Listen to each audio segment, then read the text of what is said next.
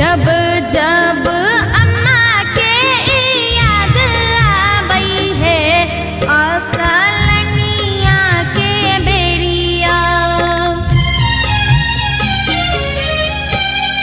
जब जब अम्मा के याद आबई है असलनिया के बेरिया।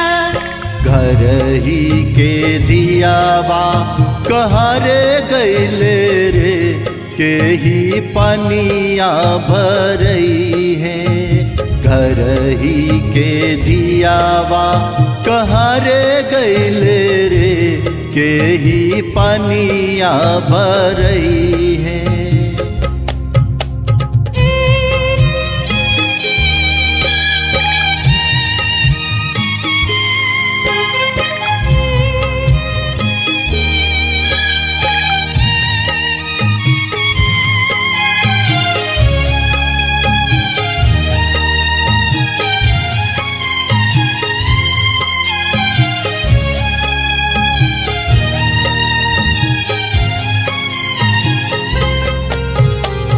जब जब पापा के याद आबई है खाना खाए के बेरिया।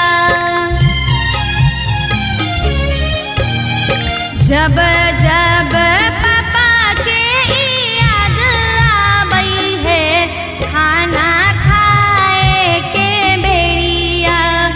घर ही के बेटी कहारे गैले रे के ही खनमा परोसी है।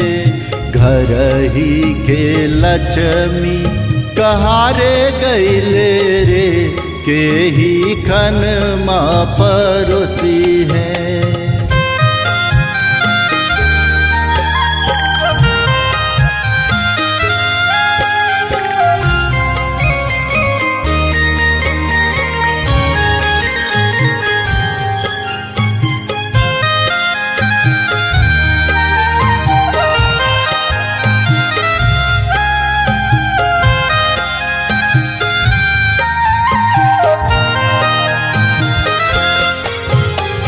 जब जब भैया के याद आबई है चढ़ते सावन महीनामा।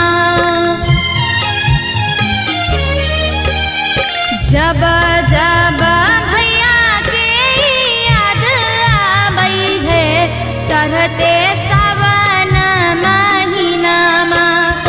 घर ही के बहिनी कहारे गैले रे के ही रखिया बंधई है।